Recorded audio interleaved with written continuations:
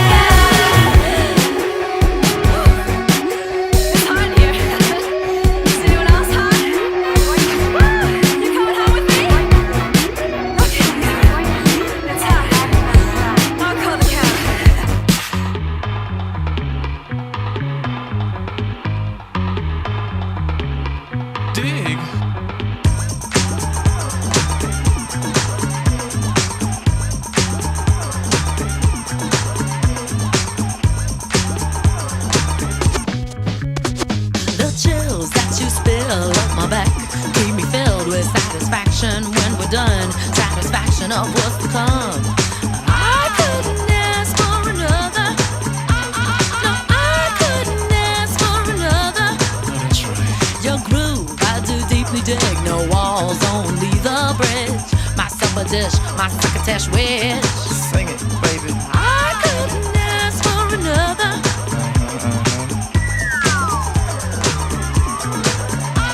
No, I couldn't ask for another.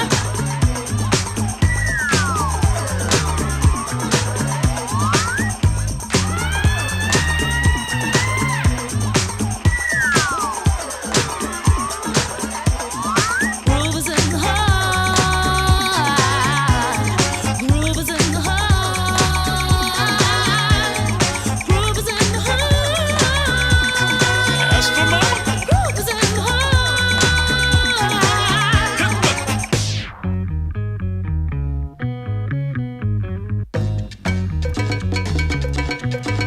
Watch out. The depth of who the groove moves us to the nth hoop. We're going through to what nears a who. I couldn't ask for another. No, I couldn't ask for another. DJ Soul was on a roll. I've been told he can't be sold. He's not vicious or malicious, just lovely and delicious. I couldn't ask for another.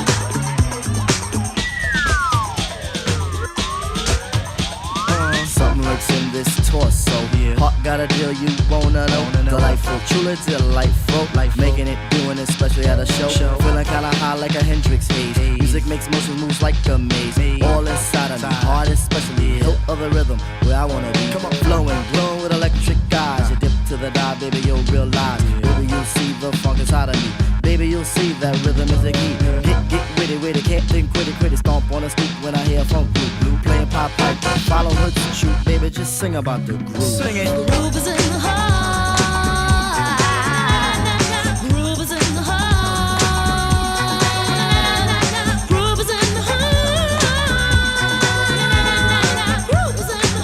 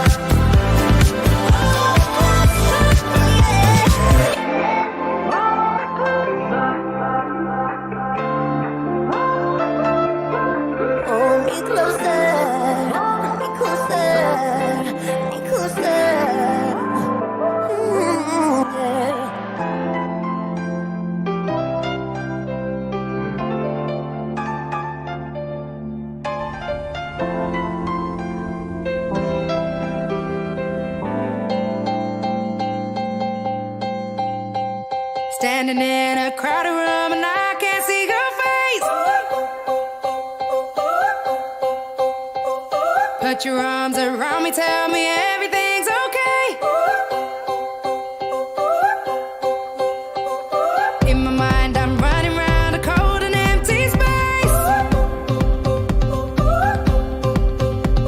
Just put your arms around me, tell me everything's okay. Break my bones, but you won't see me fall. Oh, the rising tide will rise against them all. Oh, darling, hold my hand. Oh, won't you hold my hand? 'Cause I don't wanna walk on my own anymore. Won't you understand? 'Cause I don't wanna walk alone. I'm ready for this. There's no denying. I'm ready for this. You stop me falling. I'm ready for this. I need you holding. I'm ready for this. So darling, hold my hand. Soul is like a melting pot when you're not next to me. Tell me that you got me and you're never gonna leave. Trying to find a moment where I can find relief. Please tell me that you got me and you're never gonna leave. Break my bones, but you won't see me fall. Oh, the rising tide will rise against them all. Oh, darling, hold my hand. Oh, won't you hold my hand? 'Cause I don't wanna walk on my own anymore. Won't you understand? 'Cause I don't wanna walk alone. I'm ready for this. There's no denying. I'm ready for this. You stop me falling. I'm ready for this. I need you holding. I'm ready for this. So darling, hold my hand. Don't wanna know that feeling when I'm all alone. So please don't make me wait, 'cause I don't wanna break. No, I don't wanna fall. When you're next to me, content, I'm not afraid to be. You don't make me wait and never let me break. You never let me fall. Darling, hold my hand.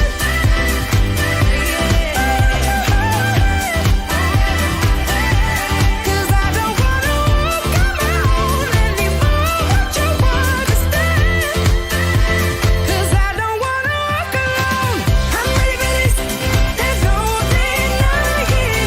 I'm ready for this. You stop me falling. I'm ready for this. I need you holding. I'm ready for this. So darling, won't you hold my hand?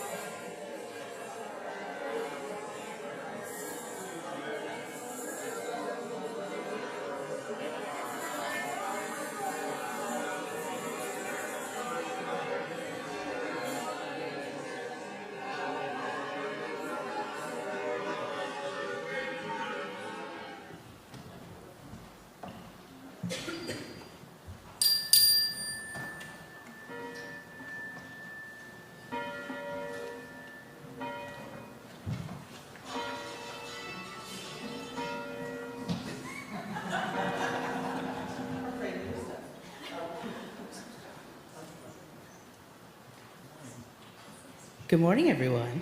Good morning. Happy Pride Month. So Song Squad has a fun song for you. We're going to pass out some flags. while I'm telling you a little bit about it so you can join in on the fun, we've revamped a certain favorite song, I Love Rock and Roll, but have changed the lyrics to I Love Gay People. I want to read them to you so we make sure that you can understand them. So, I heard some Lady Gaga on the record machine. I loved her music since she was 17. The beat was going strong, playing my favorite song, and I could tell it wouldn't be long till I was on my feet. Yeah, feet. Singing, I love gay people, so put another flag in my window, baby. I love gay people, so get another flag and dance with me. So we hope that when we're going to do it 2 times, you're welcome to join along. And also when we get to the chorus, if you want to wave your flag with us, that would be awesome.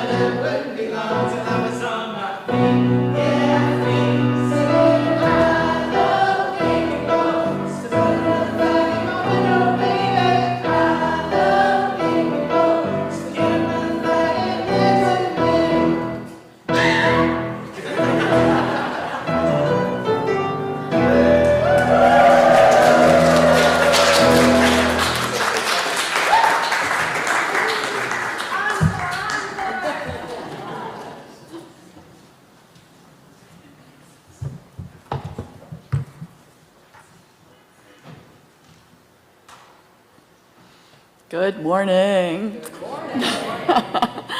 Welcome to First Parish in Needham on this brisk and invigorating fall day, right? I mean, come on. When we are celebrating Pride. We are a Unitarian Universalist congregation, a congregation that less than 24 hours ago, can you still feel the walls vibrating in here for I want to say coordination, but it's co-ordination, right? Yeah, okay. It's weird. Anyway, Reverend Dara Bryans.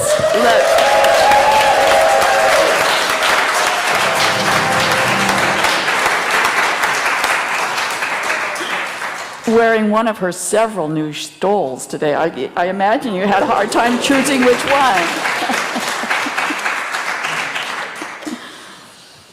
Such a day of celebration, shared with her home congregation in Sherburne and her future parish in Duxbury. My name is Becky Siebens. My late husband, Dick Anthony, and I found a home in this church about 15 years ago when searching for a good community of people to connect with and deepen our lives. Our very first connection was to the music program here, but actually what drew us to our own surprise was a small group ministry, a label that we didn't quite understand, but we tried it out anyway. We were both busy working, so we joined the same group and found it fostered conversations that we continued at home in our marriage, actually. That helped us to get to know some people here better, too, and that spurred our finding a spiritual home here. We found folks who came from many backgrounds and beliefs, but shared a commitment to living life from a foundation of love, with lots of curiosity, learning from and caring for each other, making room for conversations about all that life holds, and having fun together, all as we strive to live into our shared values of the inherent worth and dignity of each person, respecting the earth, and co-creating beloved community.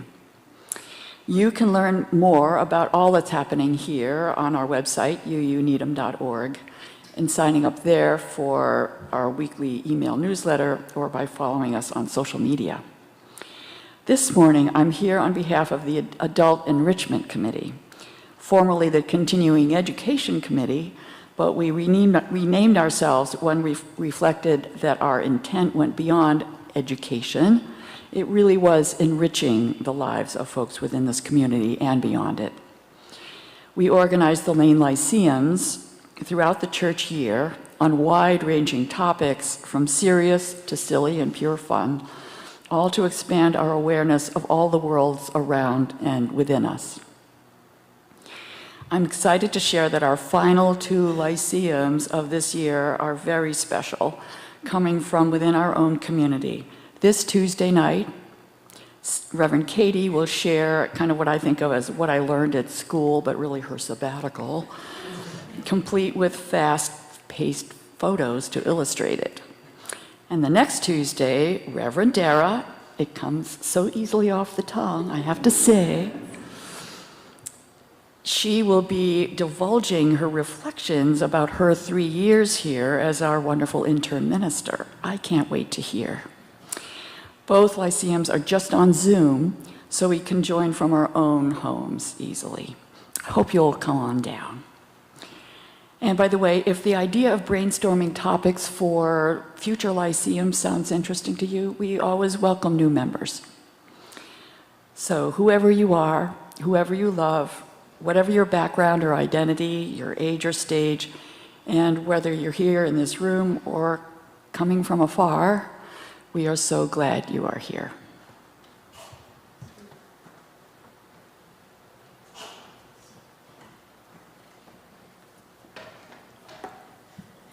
As we light our chalice, symbol of our Unitarian Universalist faith, and a rainbow candle in honor of Pride Month, Reverend Dara and I will share words from queer Euro-American UU minister Reverend Hannah Roberts Villeneuve.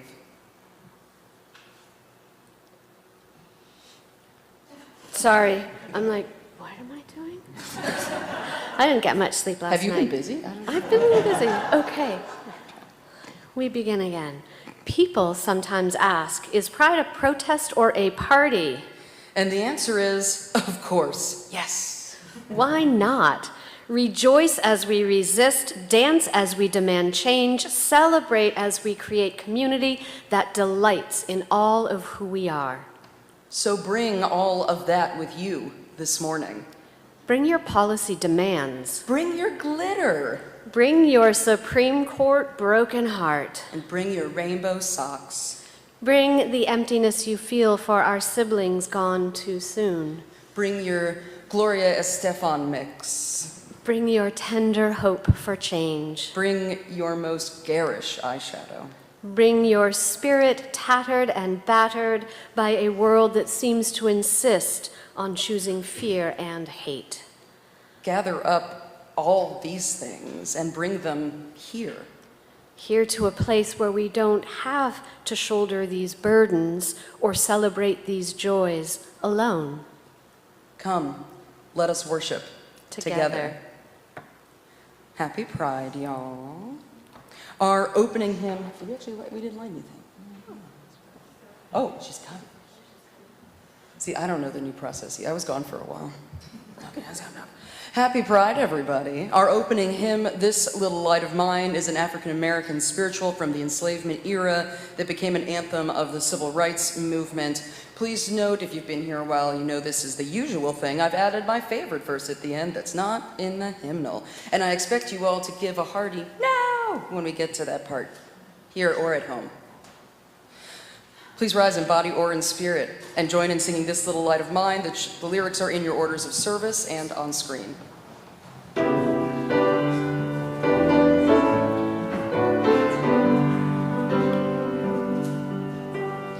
This little light of mine, I'm gonna let it shine. This little light of mine, I'm gonna let it shine. This little light of mine, I'm gonna let it shine. Let it shine, let it shine, let it shine. Everywhere I go, I'm gonna let it shine. Everywhere I go, I'm gonna let it shine. Everywhere I go, I'm gonna let it shine. Let it shine, let it shine, let it shine. Building up a world, I'm gonna let it shine. Building up a world, I'm gonna let it shine. Building up a world, I'm gonna let it shine. Let it shine, let it shine, let it shine. Hide it under a bushel. No, I'm gonna let it shine. Hide it under a bushel. No, I'm gonna let it shine. Hide it under a bushel. No, I'm gonna let it shine. Let it shine, let it shine, let it shine.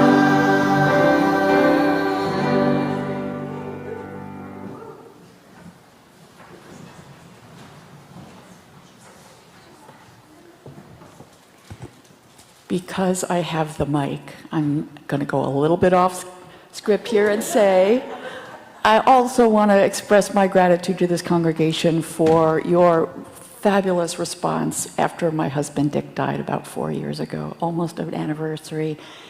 Your outpourings have been so supportive to me and to our little dog Tutu, who you helped to socialize, many in this congregation. Here we are. In the Unitarian Universalist tradition, the covenant is a set of promises the membership of a congregation strives to honor with one another and out in the world. Wherever we participate in our community, online or in the building, we strive to live these promises every day. Please say along with me the words of our parish covenant, as in your orders of service or on the screen. We gather as a loving community to encourage and comfort one another. We gather as a diverse community to support each other in our search for spiritual truth. We gather as a service community to live our beliefs through action and care for our world.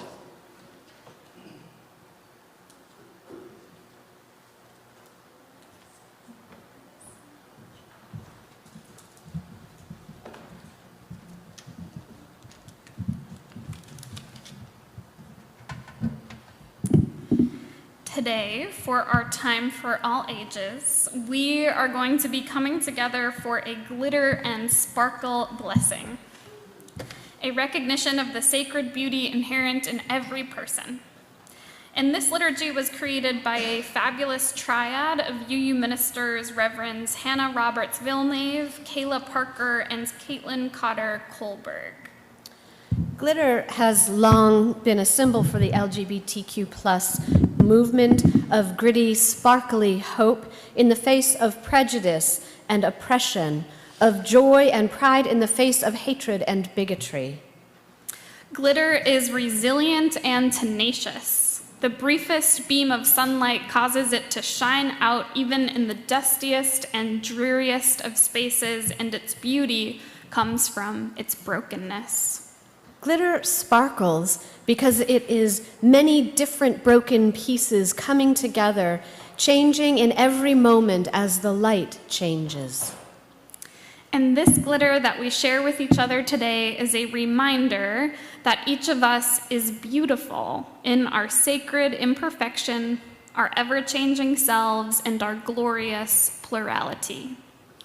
So as we play some music in a minute, you are going to be invited to come forward and show us on your face or your neck or your arm or your hand or your forehead where you would like your glitter blessing to be received. And then, once you've had your blessing, you can circle back to your seat. You're invited to participate whether you are identifying as a member of the LGBTQ plus community or as an ally. If for whatever reason you would rather have you'd rather have a little sparkly sticker than the glitter gel on your body, you can let us know, and we can, that when you get to us, and then we can give you the sparkly sticker instead. For folks on Zoom, you are invited, while we do this, to apply some glitter or sparkly makeup to yourself, or if you're with someone, to each other. You're also invited to share affirmations to each other in the chat box, like, may you sparkle inside and out, or you are loved, holy, and fabulous just as you are.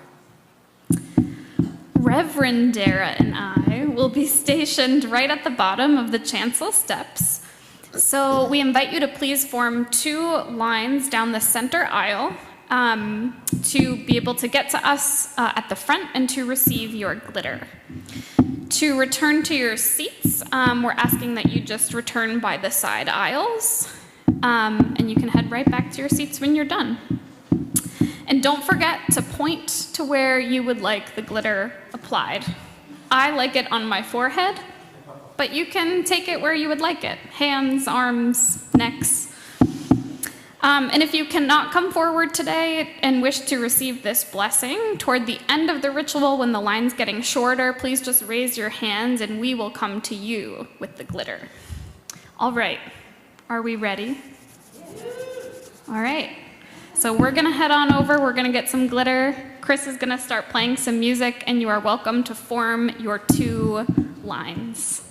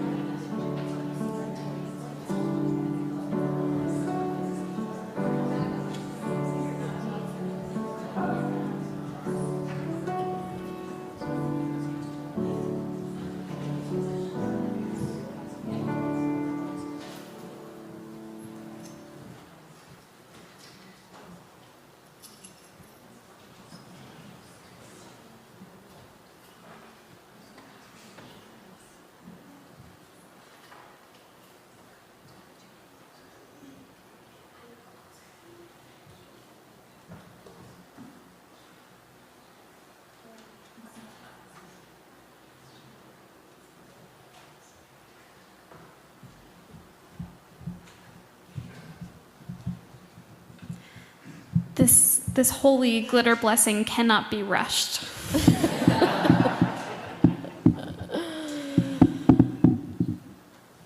I invite you to pause now with me as we come to the close of the ritual. Look around at all the beautiful and shining faces that surround you, at the amazing thing that is our blessed bodies gathered in this sacred space together. Everybody in this space and beyond it is a holy thing. Every person a sacred being made of stardust. Take a moment now just to marvel at how extra glittery we are today and how fabulous we are today and always. We are fabulous. And so now it's time for RE. And so as our kids follow me and all their teachers downstairs, I invite you all to join in singing them out with love to Longtime Son in your orders of service. And on the screen, I might be slow because I am getting some tissues for all the glitter that is on me. But I'm not wiping off the one on my forehead, just these ones. Thank you.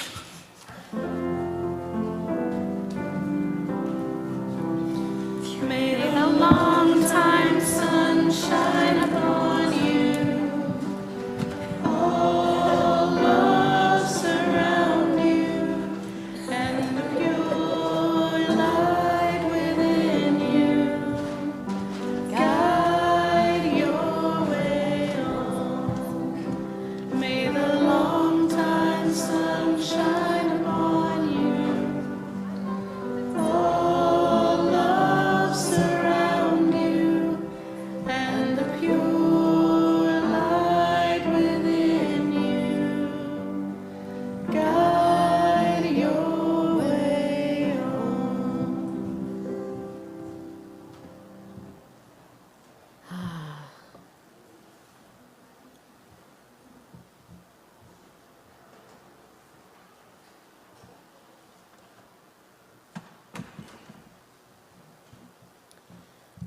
After all that excitement, now is the time during our worship service when we share the milestones and the obstacles, the joys and sorrows that are very close to our hearts and our lives. And as y'all know, we're continuing with the experiment, for the time being, with the new way of doing our candles ritual, which is written. So if at the beginning of the worship service, when you came in, you wrote a candle on one of the pieces of paper, we'll be using those. If you have one now that you didn't get written down, please bring it up to me at any point. And if you are joining us online, remember that you can always email your obstacle and joy and sorrow and to us at candles@uuneedham.org, and we will include them in the worship service.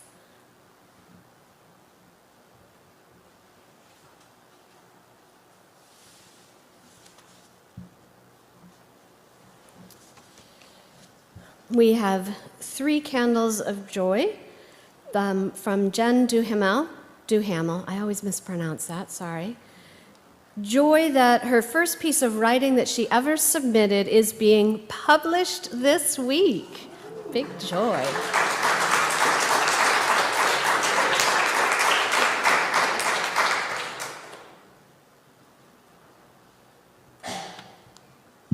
From Rick Vincent.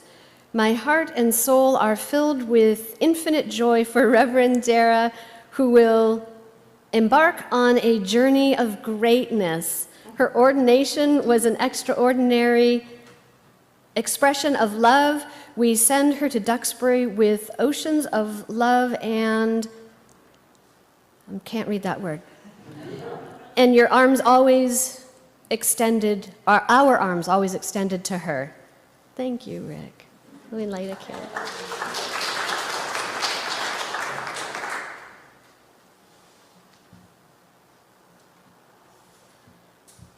And from Gail Lehman, congratulations to Reverend Dara on her ordination.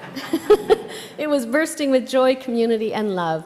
And I'm going to combine that with my own candle, which is of joy for this congregation that celebrated with me my ordination. It was It was a hard-fought honor, and I was really grateful for all that you did for me in preparing me for that moment. Thank you. I'm going to actually offer my second candle and then light them all at the same time. My other candle is a candle of joy for my nephew, who some of you maybe saw yesterday. A week ago on Friday, he had brain surgery. He was diagnosed with epilepsy as a young child, and as an adult, technology advanced to the point where they could isolate where his seizures happened. And they operated last Friday, and blessing, he has been seizure-free for a week. So, yeah, I'm going to light a candle of gratitude for my nephew Cole.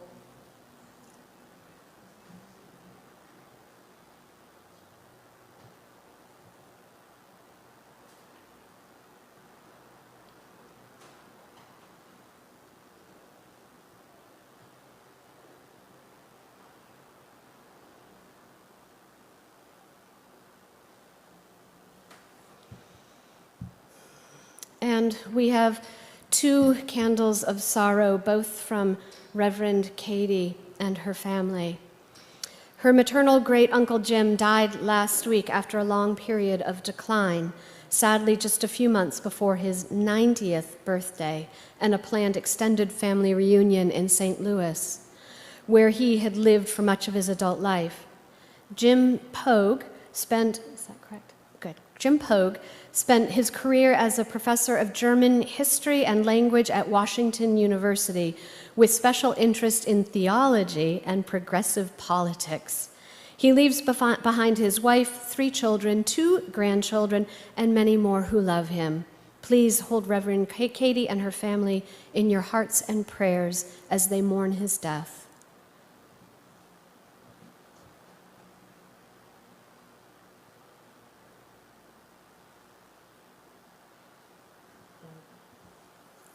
And a second candle of mixed joy and concern for 2 of her dear friends, the Reverends Ashley and Emily Beert. They welcomed their daughter into the world 2 weeks ago in New York City. However, little Bean was born at just 22 weeks and is fighting for her life in the NICU. Emily and Ashley have asked for their faith communities of UUs and Presbyterians to keep them, the little Bean, and their incredible NICU team in your prayers.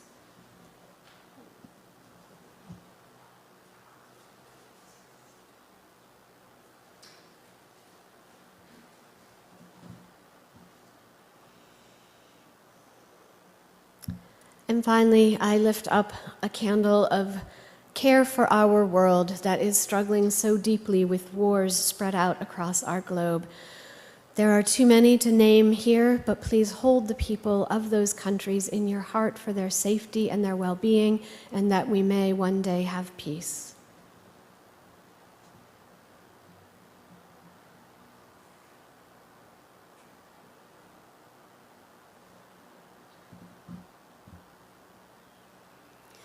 Thank you, everyone, for all that you shared of your joys and sorrows and cares for the world, and for the joys and cares and sorrows that remain on our hearts, and for the prayers of our neighbors near and far. We will light one final candle.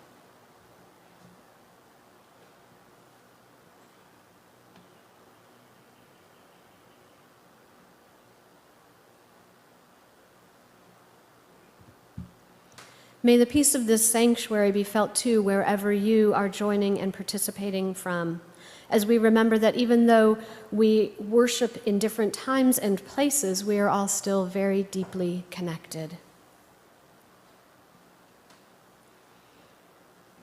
We'll settle into our time of meditation and prayer with a couple of slow breaths. I invite you to get comfortable and to breathe in with me and out. And a second deep breath, in and out. Join me in the spirit of prayer and meditation to receive this blessing from genderqueer Euro-American Methodist chaplain and co-director of the Enfleshed online liturgy resource, Reverend Anna Bladel. Blessed are you who are raging, who are mourning, who feel numb. Blessed are you who feel sick and tired and sick and tired. Blessed are you who refuse to turn away and who need to turn away. Blessed are you who keep breathing deep. Blessed are you who are tending to your own seeds and needs, and who are tending to the needs of others. Blessed are you who have been calling, who have been organizing, who have been testifying, who have been hearing. Blessed are you who have been resisting. Blessed are you who feel broken open beyond repair. Blessed are you who are raw beyond words. Blessed are you who are working hotlines and crisis care centers and bearing witness to the forces of violence and trauma, unleashed and unloosed. Blessed are you who are marching. Blessed are you who are weeping. Blessed are you who preach and know that divinity resides in despised, abused, and violated flesh. Blessed are you who know deep in your bones that you are good and beautiful and beloved and sacred and worthy and believed and held and capable of healing beyond your wildest imagination. Blessed are you who remind others that they are good and beautiful and beloved and sacred and worthy and believed and held and capable of healing beyond their wildest imagination. Blessed are we when we dare to dream of a world without sexual violence, without white supremacy, without misogyny, without police brutality, without anti-trans and anti-queer violence. Blessed are we when we stay tender and when we stay fierce. Blessed are we when we dare to imagine repair and transformation. Blessed are we when we labor together to make it so.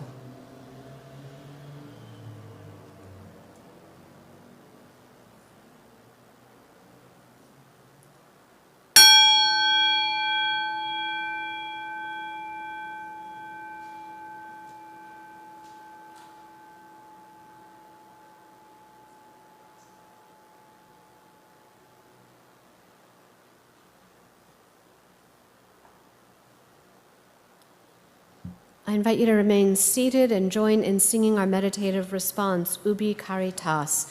We'll sing it 3 times through. The lyrics, which translate to, where there is charity and love, God is there. The lyrics are in your orders of service, on the screen, and at number 1048 in the teal hymnals.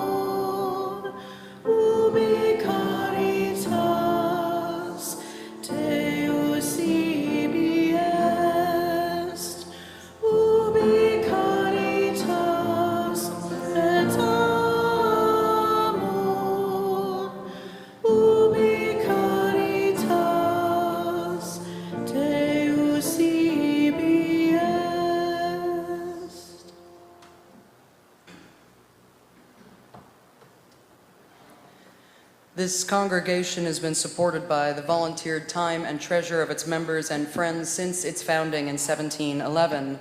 This is the time in our service when we, the modern stewards, the sparkling constellation of this church, offer what we can to build and sustain the congregation and the world we envision.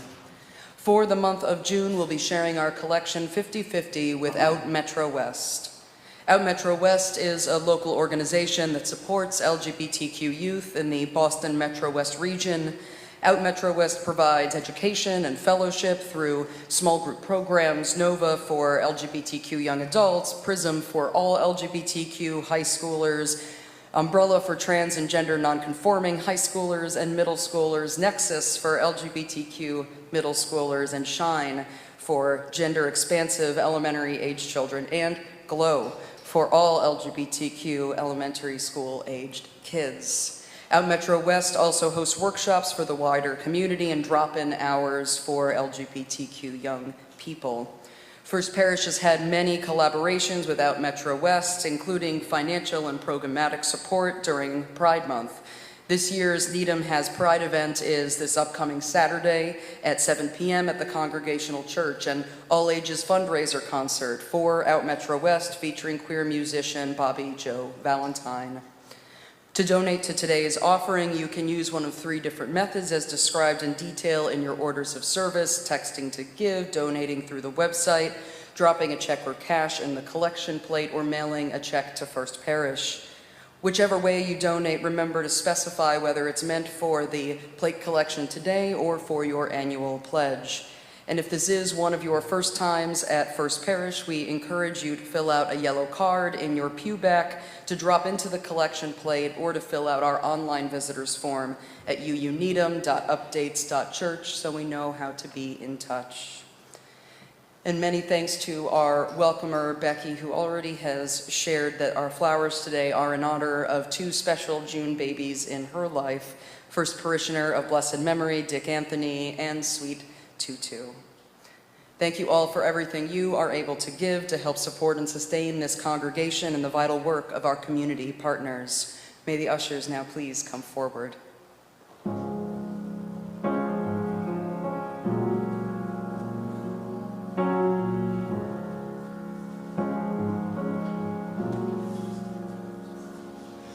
Friday night and the lights are low, looking out for a place to go where they play the rock music, getting in the swing. You come to look for a king. Anybody could be that guy. Night is young and the music's high. With a bit of rock music, everything is fine. You're in the mood for a dance. And when you get the chance, you are the dancing queen, young and sweet, only 17.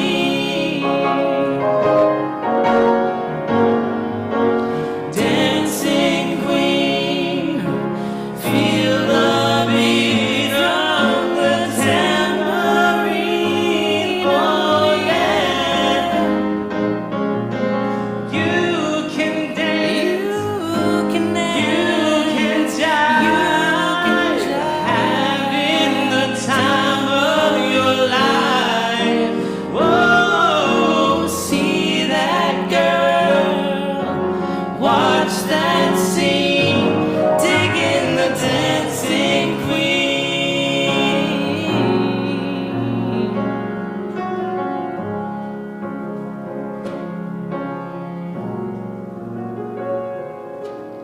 You're a teaser, you turn 'em on, leave 'em burning and then you're gone. Looking out for another, anyone will do. You're in the mood for a dance. And when you get the chance, you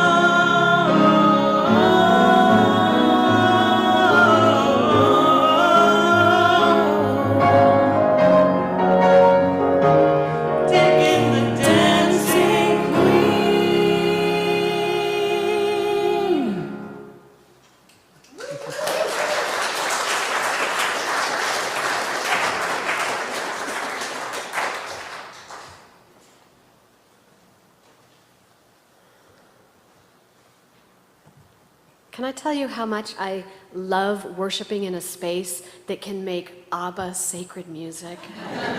It is just the best. Our reading this morning is from Queer UU lay leader Jess Martinez Hunt. They shared this reflection, Trans Joy, through the weekly Braver Wiser series, organized and shared by our national denomination, the Unitarian Universalist Association. They begin their story with a quote from trans actress, educator, and artist Maybe Burke. Quote, "You are who you are. No one can tell you who you are but you. Whoever you know yourself to be, you are right." Martinez Hunt writes, "I didn't grow up with trans joy. I grew up with longing, quiet adjustments, and learning how to make myself acceptable. I spent years thinking I was broken, desperately trying to fit in to something that was never meant for me. I thought that was just life, fighting for every inch of belonging. On a black wrought iron fence, a sprig of flowers is taped next to a handwritten sign on purple poster board. Trans energy is sacred energy. Then my daughter Atticus came into the world, whole and bright and unabashedly herself, an embodiment of absolute joy, proudly declaring, 'I, Atticus,' whenever asked if she was a boy or a girl. She knew who she was, and she refused to let anyone tell her otherwise. For a while, I let myself hope that she wouldn't have to learn the same survival skills that I did. Maybe she could just be. My daughter deserves a world where she isn't forced to fight so hard to exist. One where her joy is expected, nurtured, and uplifted. A world where trans joy is a certainty. Trans joy is sacred, a radiant and unshakable force that refuses to be diminished, a testament to resilience, authenticity, and love. It is communal, a light passed from one to another, illuminating the path toward a liberation where we can simply be. Holy in its honesty and wholeness, it offers a glimpse of our world as it should be. Not small, not an afterthought, not a reward for enduring suffering. Trans joy is life itself, bold, expansive proof that we are real, that we belong, and that we always have been enough. That world, it doesn't exist yet, not the way it should. Until it does, I'll make sure that Atticus never doubts her worth. I'll show her that trans joy isn't just possible, it's powerful. It is bigger than the struggle, louder than the hate, and more enduring than the fear. I'll make sure she faces a future where she isn't just fighting to exist, but living fully, freely, and without apology. In a world that so often seeks to erase, silence, or diminish trans lives, our joy is more than resistance. It is a defiant declaration, an absolute refusal to shrink, a spirited promise that trans folks won't just survive, we will thrive. Spirit of love, may we create a world where trans joy is abundant, expected, and celebrated, where trans kids, adults, and elders thrive in the fullness of who they are. Let this joy be our guide, our resistance, and our sacred promise to one another. Amen. Ashe. Blessed be. Here ends our reading.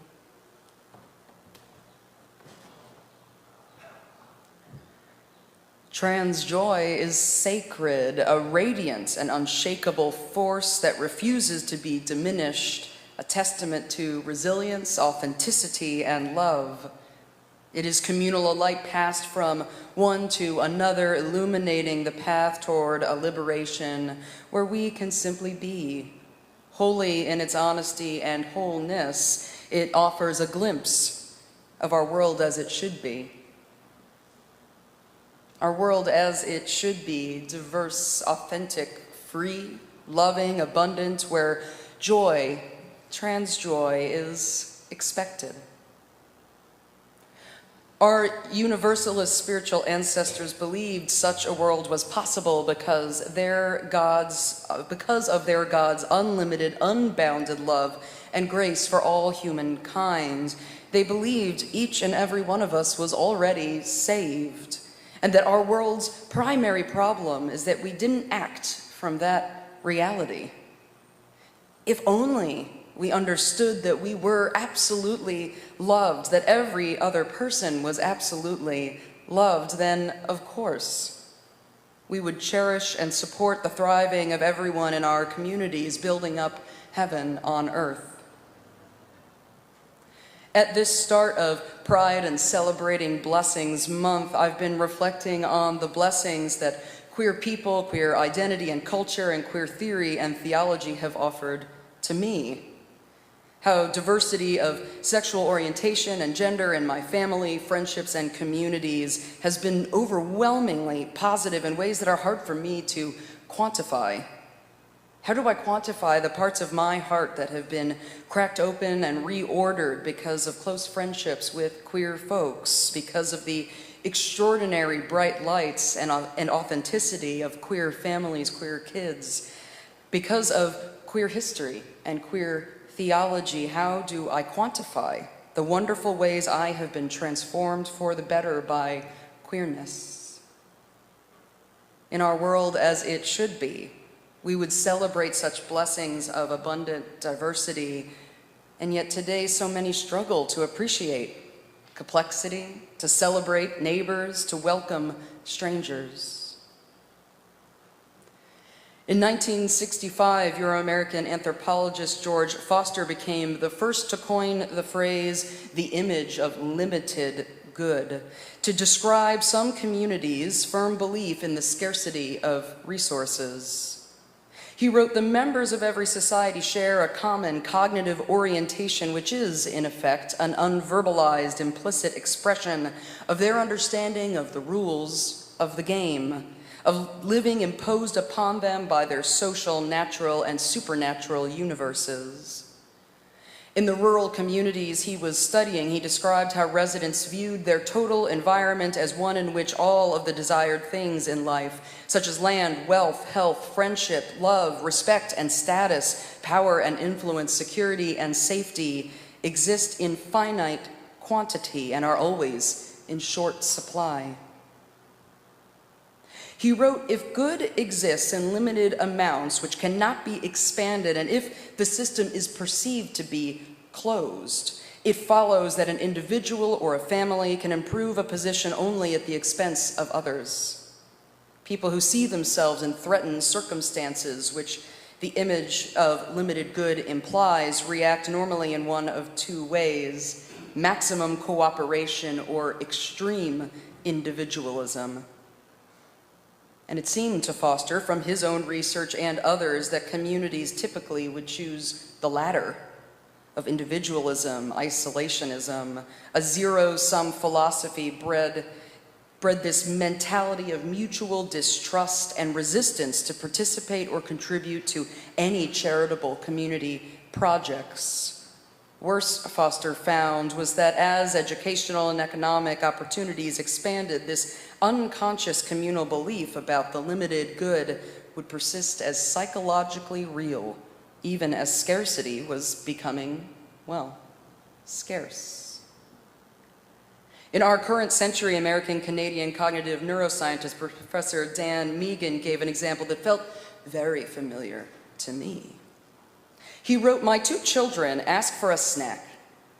and I slice an apple into sections, giving an equal number of sections to each, inevitably one of them, and often both, will claim their sibling sections are larger, accompanied by complaints of unfairness. This conclusion of unfairness seems unperturbed by my reminder that there are 11 more apples waiting in the kitchen, should anyone want more. And the complainant rarely asks for more after eating what was initially given. Even when there are sufficient, even excessive resources available, that scarcity mentality can be psychologically real.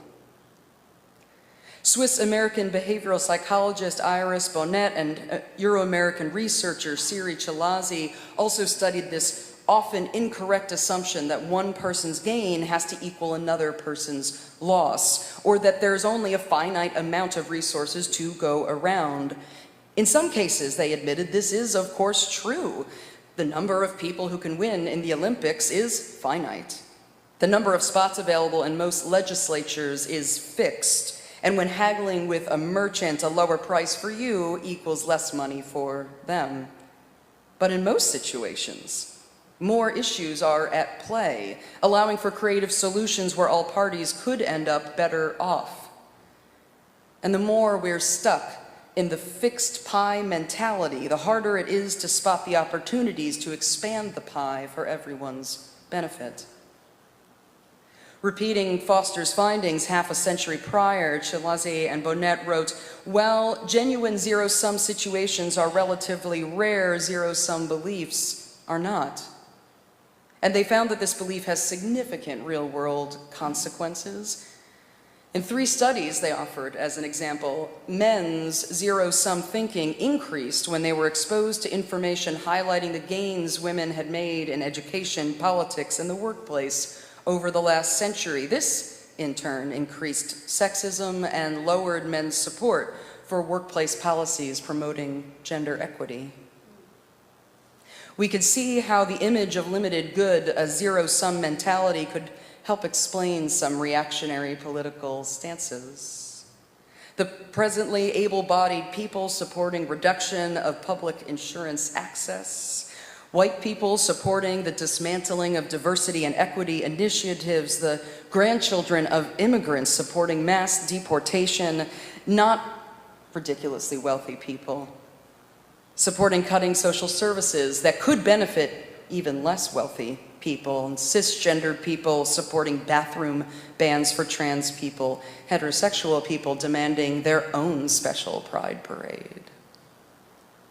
On the one hand, this is somewhat incomprehensible to me, though I too have felt the anxiety and selfishness born of zero-sum realities, like in college admissions and real estate in Greater Boston, and simply hours in a week. Another's success, good fortune, or say ordination, these do not take away from mine. Another's joy ignites mine. Generally speaking, I assume I believe that there is enough for all of us, and thus I work to reform societal systems that prevent each of us from having enough because a few hoard power and resources. Perhaps you've heard the activist phrase, equal rights for all does not mean fewer rights for you. It's not pie.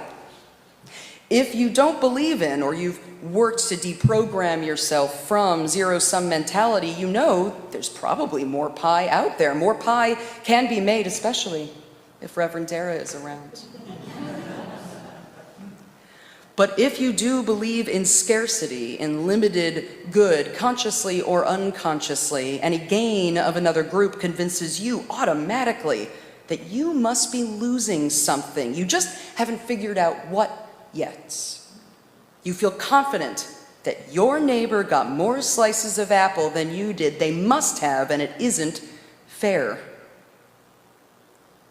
We can see how easily zero-sum thinking could be manipulated to make people vote and act against what in reality would benefit them and their communities. And perhaps I too would fall more easily for zero-sum political propaganda if I still lived in a commonwealth that continually worked against my values, interests, and well-being. I lived in Virginia and Pennsylvania for a while.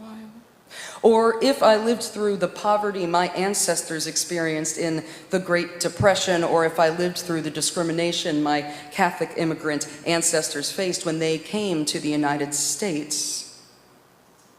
Maybe that would be so. The research says that matters.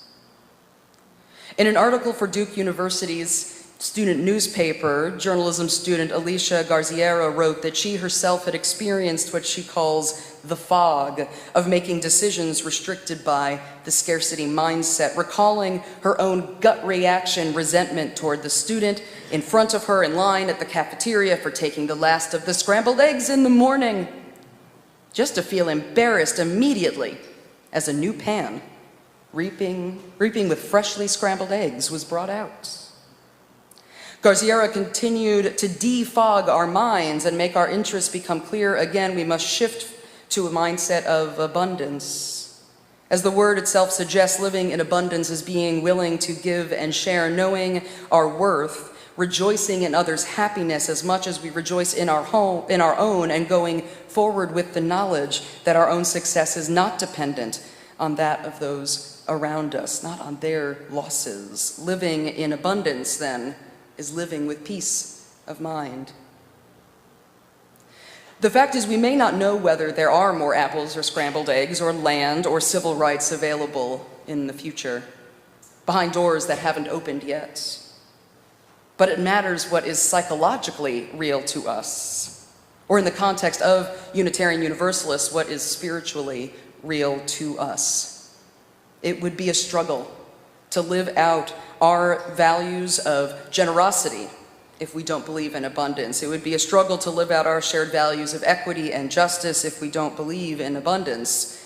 It would be a struggle to live out our shared values of pluralism and interdependence if we don't believe in abundance. How can we enact transformative love and create our world as it should be if we don't trust in our universalist ancestors and theology that tell us there are unlimited blessings available to every single one of us and everyone and everything that we treasure?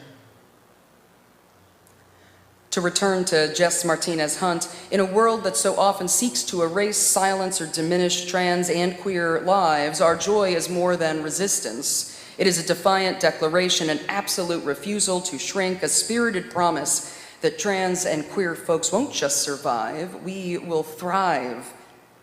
May we create a world where trans and queer joy is abundant, expected, and celebrated, where trans and queer kids, adults, and elders thrive in the fullness of who they are.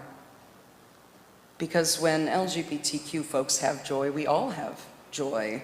When LGBTQ folks thrive, we all thrive. When we all resist and transform the world through protest and through party, we find and share the abundance that's been there all along. May this be so. Blessed be, and amen. Please remain seated and join Reverend Dara and I in our responsive reading. Our common life is enriched. I'll read the plain type as you all, and Reverend Dara, respond with the italicized type, as in your orders of service and on screen. We are grateful for the gift of our lives and the gift of other people in our lives. Each of us is created with dignity and worth. We are called to love one another and do nothing toward others that we would find hateful to ourselves. We honor the many ways that people live and love. Our common life is enriched when queer, transgender, bisexual, lesbian, and gay people can come out, sharing the gifts of their sexual orientation and gender identity. True justice flourishes when all people can live and flourish. We suffer when LGBTQ people are oppressed, excluded, or shamed by religious people who overlook the fundamental call to love one another. Love does not exclude. We are all worthy. May we work to build a world where all people are celebrated and loved. We celebrate sexual and gender diversity as a blessing that enriches us all. Thank you all. The first verse of our closing hymn, Come Thou Fount of Every Blessing, was written by 18th century British Unitarian minister Reverend Robert Robinson, and the other verses were penned by gay UU minister and religious educator Reverend Jean Navius. I invite you to please rise in body or in spirit and join in singing Come Thou Fount of Every Blessing. The lyrics are in your orders of service on screen and at number 126 in your gray hymnals.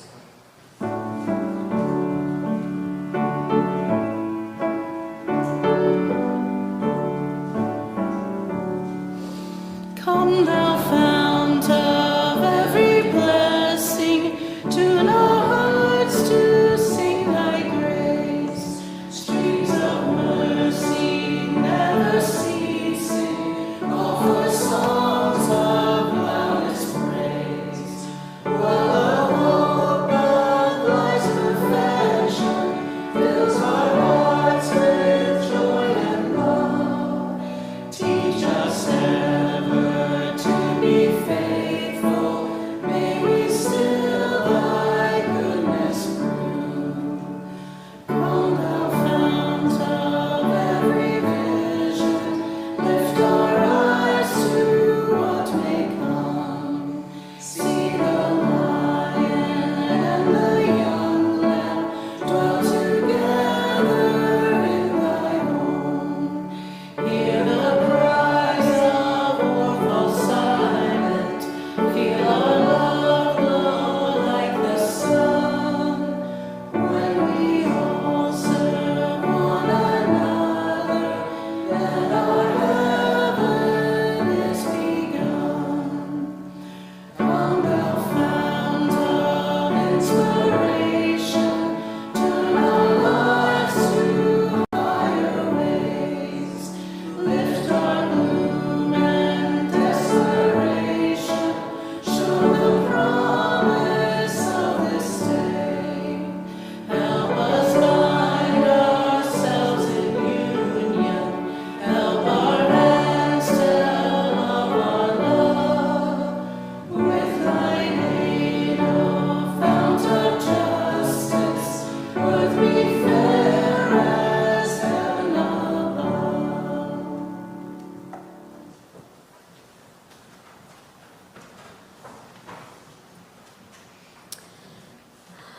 All right, everybody, hold on to your hats. We've got a couple of announcements for today. First, as always, please do join us for social hour in Parish Hall or on Zoom after the service. And right after the service, Reverend Katie and I will gather near or in the Memorial Garden for a celebration of the life of Karl Heinz. So grab a cup of coffee and then join us in the Memorial Garden. At 12:30, the Mahjong Circle will be gathering. And at 1:30, there will be a second memorial service for Laura Brown that will be held at Eaton's Funeral Home. Please join Reverend Katie as she offers a service for Laura. The senior youth group, they're having an ice cream social this afternoon at 5:30. If you have a rising ninth grader or a high schooler, please encourage them to join us. We'll be gathering to celebrate just simply being together and the joy of each other's presence, and of course to enjoy a Sunday bar. Reverend Katie, as we heard, will be leading a lyceum on this Tuesday. Oh, to the 4. Oh, how could I have forgotten that? At 4 o'clock today, to the 4 with Chris. Super excited for that. So come on down and support Chris at 4 o'clock for To the 4. And then on to Katie's Lane Lyceum on Tuesday, a smorgasbord of things experienced and learned Reverend Katie Scudera sharing about her sabbatical. And don't forget to join us on Saturday for the Needham Has Pride event. The details and all the other news and announcements are in the bell notes. Told you there was a lot. Okay, if you don't get the bell notes, before I forget, subscribe. You can go to uuneedham.updates.church to subscribe to our Bell Notes weekly email newsletter. And now we always extinguish our chalice with words promising to carry its flame in our hearts until we are together again. Please join me from home or here in the building in saying these words written by UU Minister Reverend Elizabeth Sully Jones. We extinguish this flame, but not the light of truth, the warmth of community, nor the fire of commitment. These we carry in our hearts until we are together again. As we close our worship today, take these words adapted from gay Euro-American UU minister and poet Reverend Mark Bellatini with you as a benediction. Blessed is every breath you take. Blessed is every fear you face. Blessed are our family and friends, the depth of our strength, the courage we did not know we had, our desire that suffering should end, our fierce love of life. Blessed is our thanksgiving. Blessed is the beauty of it all. And blessed is our dream of peace for all who we love, beginning with ourselves, each one a blessing on this earth. Our service begins when our service ends. Blessed be and amen.